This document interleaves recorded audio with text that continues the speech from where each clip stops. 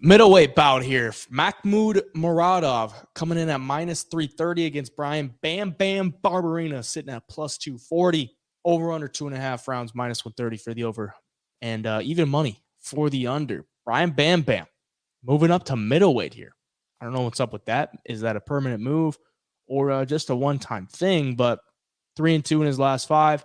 3-2 in Muradov's last five as well. Both men around the same age. Muradov, back-to-back losses for Muradov, so probably needs to get back in the win column here. Losses to Kyle Bahalio and Gerald Mearshart. Bahalio, can't hang your head on that one. He was an underdog in that. But the loss to Gerald Mearshart, Muradov was a minus 600 favorite and got submitted in the second round. So that was not a good look. But, I mean, he's probably going to be much stronger and much bigger in this one against, like, Bam Bam. But Bam Bam's a dog. He was a 155er at one point. Now he's moving up to 185. He was a 170er for a while. Not sure why he's moving up to 185.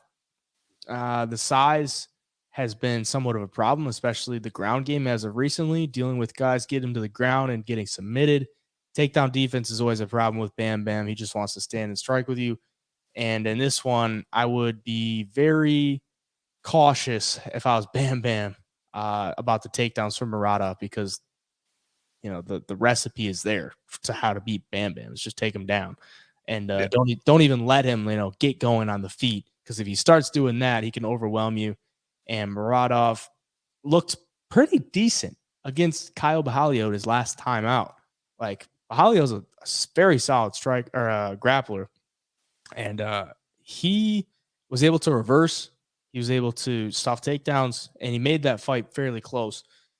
In this one, I think he just takes Bam Bam down, does work on the ground, but even on the feet, he can hang with Bam Bam. It's not like he's going to be anything crazy. So I got to go Muradov, but if it gets dirty, Bam Bam could shine. What do you think? Yeah, Muradov seems to, struggle in fights against guys who can grapple a little bit better than him, or guys who threaten him with that submission threat, like, GM3 and Kaio in his last fight. And I don't think he's going to have to worry about that here with Bryan Barbarena. On the feet, like you said, he cracks as well. Bryan moving up a weight class, probably going to be the smaller guy here. And probably not going to be as strong as Muradov either, which makes me think if Muradov wants to get this fight to the ground, he shouldn't have a big problem doing so. I mean, we've seen Bryan taken down in the past before. We've seen Bryan wear some damage in the past before. So anywhere this fight goes, I do think Muradov is going to have the slight advantage here. I think, though, if you are on Bryan Barberena, I think it's because you're hoping that he just outpaces him with that volume. Maybe he stuffs the takedowns early, gets Muradov a little tired, and Bryan just, as the fight goes on, gets a little bit stronger, puts a little more pace on him, and just wears him down. I could see that happening, but I just don't see him stuffing many takedowns in the first place here, especially going up against a guy who's going to be stronger than, Kaio and dudes like that. I think he's going to struggle in this fight. And, the move up to 185 is kind of interesting, and that's a big gap. I mean, that's 15 pounds. These dudes are going to be quite a bit bigger.